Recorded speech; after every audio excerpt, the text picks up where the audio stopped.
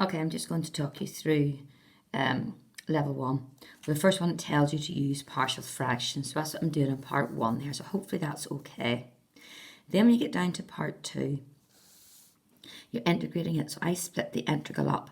So you see that minus, put it outside the integral, and then 1 over the bottom line, dx plus that. Do you have the derivative of the bottom on top? Yes. So just log the bottom line. Don't forget that wee minus. Do you have the derivative of the bottom on top? Yes. Log the bottom line.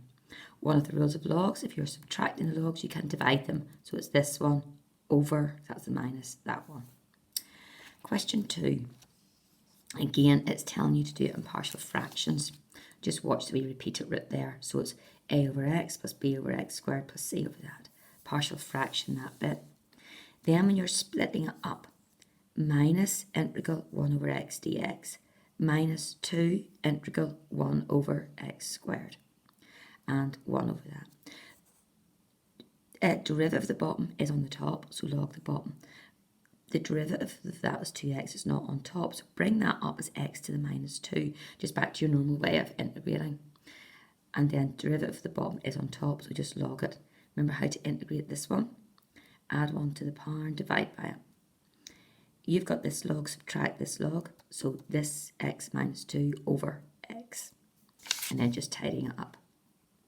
Question 3 is exactly the same, partial fractions again. Now this time, when I was writing it out, I had a wee look. The derivative of that is a 2. So I didn't want to bring that 2 outside, so I left it there. And that one's okay. So derivatives on top, just log the bottom lines. So log that one, take away, log this one. Minusing means you can divide the logs. You know, combine them. You've got integral limits, 1 and 0, sub in your 1, sub in your 0, and subtract. Question 4, it's just a triple one. So it's that is same as normal there. You get down to here. That one's okay. So integrate it. That one's okay, integrate it. Now the derivative of that is a 1, so I don't want that 2. So just put it outside the integral sign, then integrate it. Everything's good to go. Just log the bottom lines.